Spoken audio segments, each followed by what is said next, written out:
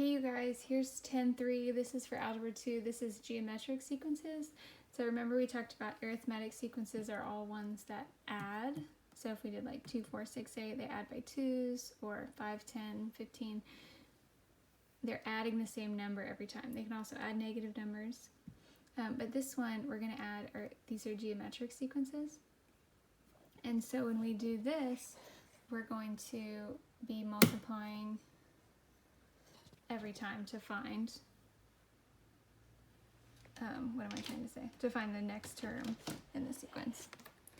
So if you have a piece of paper, please get it out and you can write along with me. Hold on, let me grab some.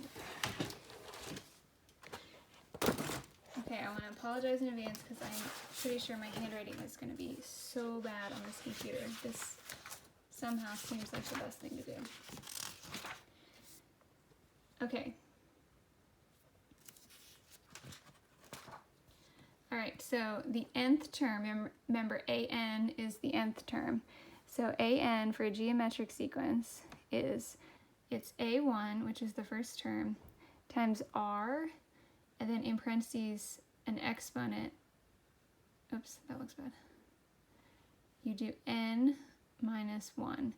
And just a reminder, an is the nth term.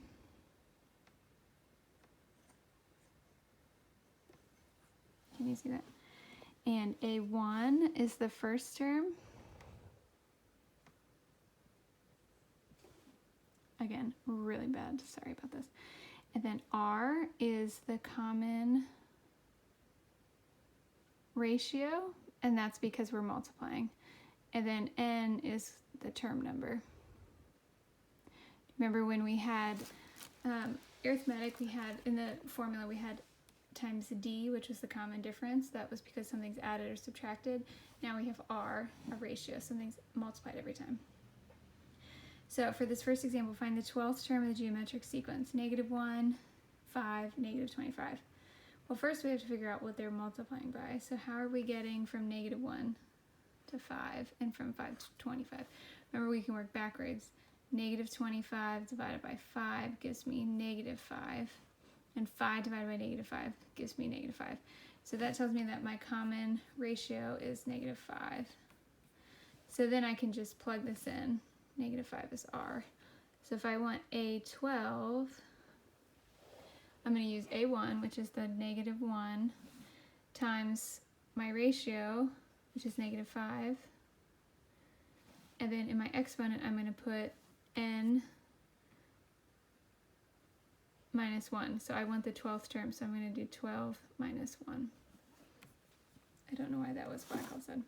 So when you do this in your calculator,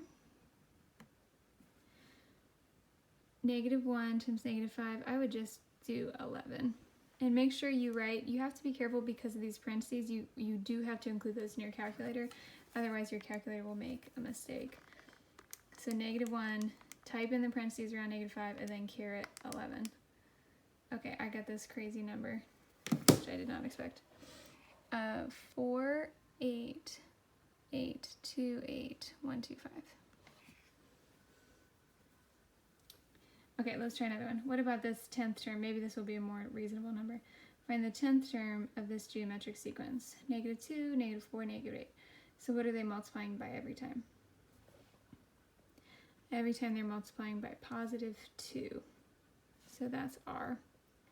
And a1 is our first term, that's -2. So if I want a10, I'm going to take a1, -2, times r, which is 2, and I'm going to raise it to the n minus 1. Well, I want the 10th term, so I'm going to do 10 minus 1, so I'm just going to put 9.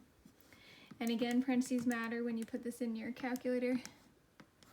In this case, it's not a huge deal because this is positive, but whatever piece being raised to the exponent, if it's negative and you don't put parentheses, it's going to change the sign of your problem and make everything funny.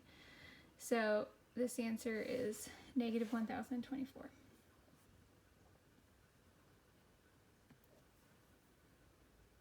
Okay, write the equation for the nth term.